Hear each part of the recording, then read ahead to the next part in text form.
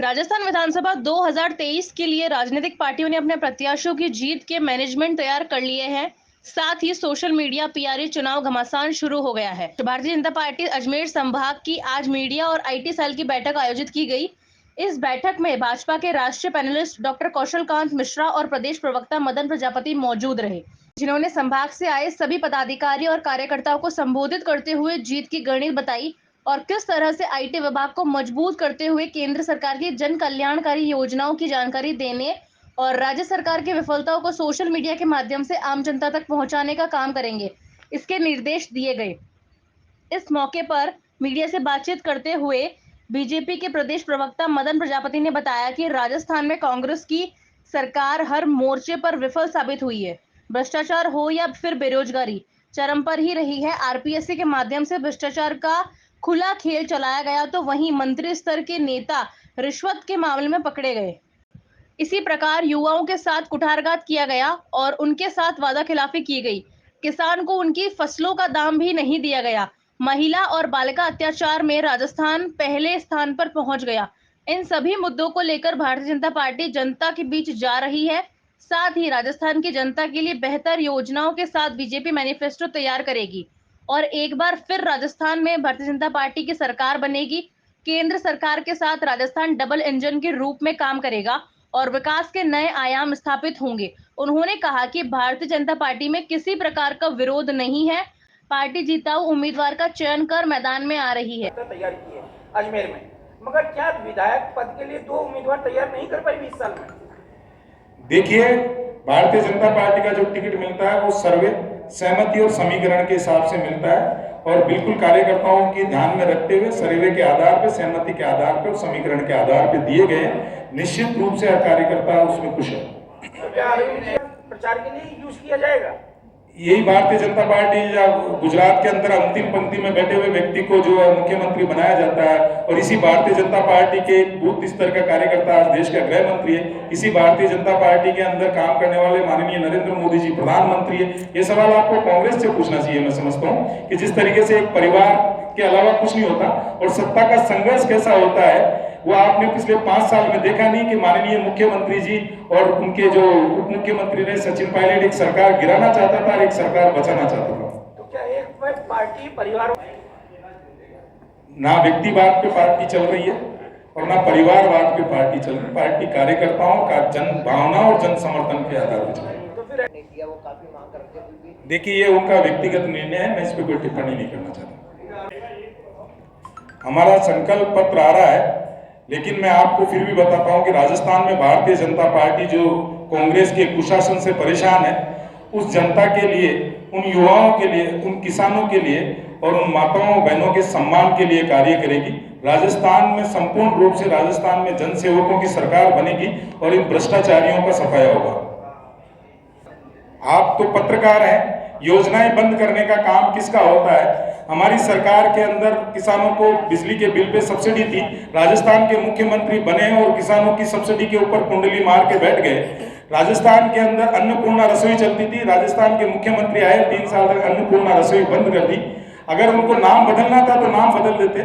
और किस तरीके से भामाशाह योजना को बंद किया राजस्थान के मुख्यमंत्री ने और कोरोना काल में गरीब को मरने के लिए छोड़ दिया। और उस टाइम के इनके चिकित्सा मंत्री ने किस तरीके से 3500 रुपए के कंसंट्रेट को 1 लाख रुपए में खरीदा और प्राइवेट हॉस्पिटलों की धांधली करके उस टाइम के चिकित्सा मंत्री ने अपनी जेबें भरी और बाद में उनको पद से हटाना पड़ा।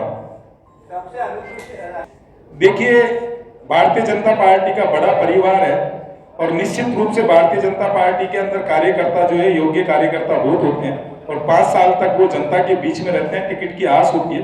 परंतु आज उनका ये मैं समझता हूँ इतना सा लोकतंत्र में हिस्सा होता है, लेकिन हमारे टिकट देने के बाद में आ रही है। कांग्रेस के अंदर तो टिकट देने से पहले आती है किस तरीके से साले मोहम्मद के लिए जिला अध्यक्ष लिख के देता है और किस तरीके से बैरोड की बैठक के अंदर एक कार्यकर्ता बोलता है कि सबसे भ्रष्ट और भ्रष्टाचारी अगर कहीं है तो राजस्थान के अंदर है। आप देखिएगा, आपने सवाई माधोपुर के जो विधायक है उनकी गाड़ी के ऊपर किस तरीके से उनके कार्यकर्ता जो है वो पत्थर करके फेंक के और गाड़ी की तोड़फोड़ करते हैं।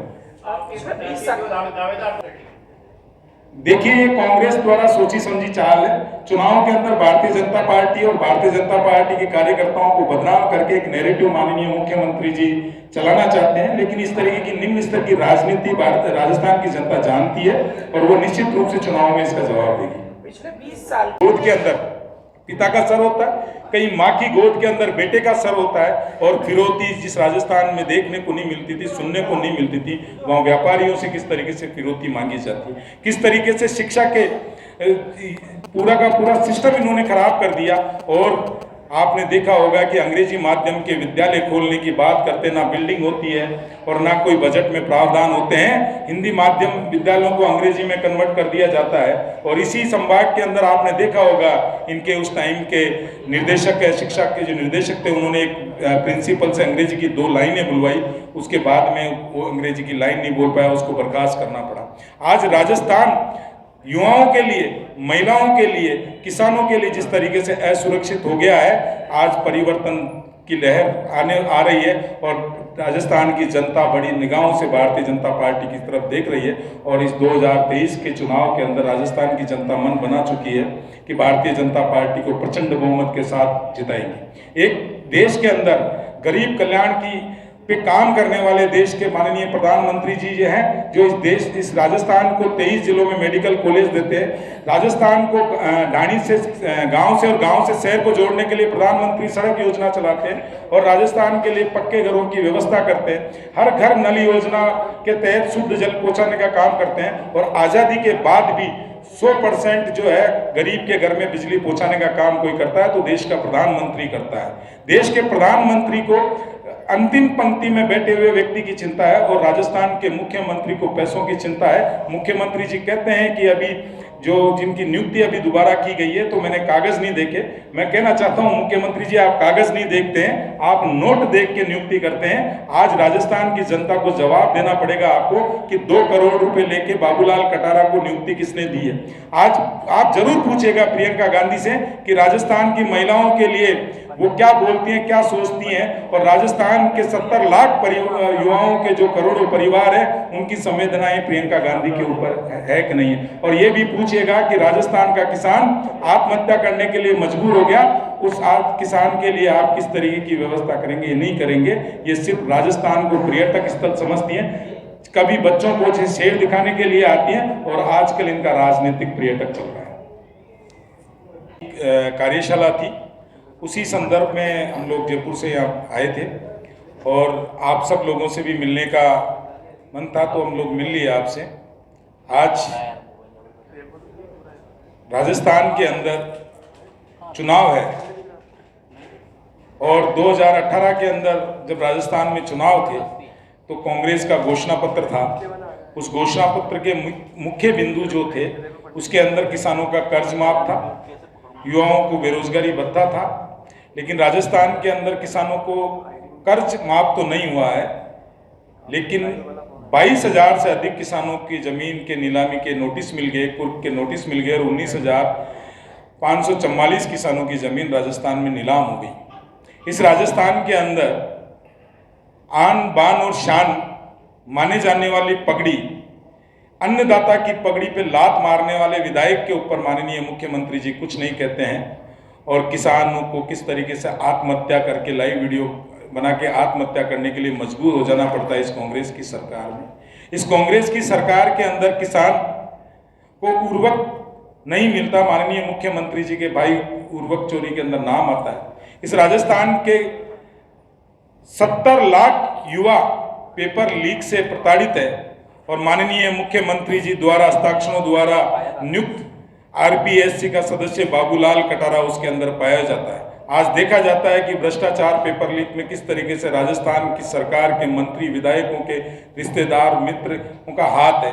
किस तरीके से राजस्थान सरकार के पूर्व मंत्री युवाओं की नौकरी का दलाली करते हैं और 18 लाख रुपए लेते हुए कैश पकड़े जाते हैं। किस तरीके से राजस्थान में आज महिलाओं के साथ में दुराचार हो रहा है। आपने देखा होगा कि भीलवाड़ा में एक बच्ची के साथ में सामूहिक बलात्कार होता है, उसके बाद में उसको भट्टी के अंदर जिंदा जला दिया जाता है। किस तरीके से एक महिला को सुबह घूमने जाती है उसका बलात्कार किया जाता है और निवस्त्र करके घुमाया जाता है। आपने देखा होगा बीकानेर के खाजूवाला के अंदर एक बालिका के साथ में सामूहिक बलात्कार होता है और बलात्कारियों को संरक्षण देने का काम राजस्थान की पुलिस करती है। करौली के अंदर किस तरीके से एक महिला को अपहरण करते हैं, उसके बाद में उसके ऊपर एसिड डाला जाता है, बलात्कार किया जाता है, कुएं में डाल के मार दिया जाता है। आज राजस्थान महिलाओं के लिए रहने के लिए असुरक्षित हो गई और अभी प्रियंका गांधी आज भी आई है, पहले भी आई है। ये प्रियंका गांधी से आप माइक लगा के पूछिएगा कि राजस्थान में बालिकाओं के साथ में अत्याचार दुराचार हो रही है तो बोलेगी कौन से प्रदेश में। अगर राजस्थान में उनकी सरकार है तो उनका मुंह बंद रहता है, और अदर स्टेट में अदर जहाँ कहीं भी अगर बालिकाओं के साथ कुछ होता है तो वो कहती है लड़की हूँ, लड़ सकती हूँ। आज राजस्थान की मेरी बहनें क्या लड़की हूँ, रो सकती हूँ, बोल सकती है? क्या प्रियंका गांधी के हृदय में राजस्थान की माताओं, बहनों, बालिकाओं के लिए किसी तरह की कोई संवेदनाएं नहीं बची? आज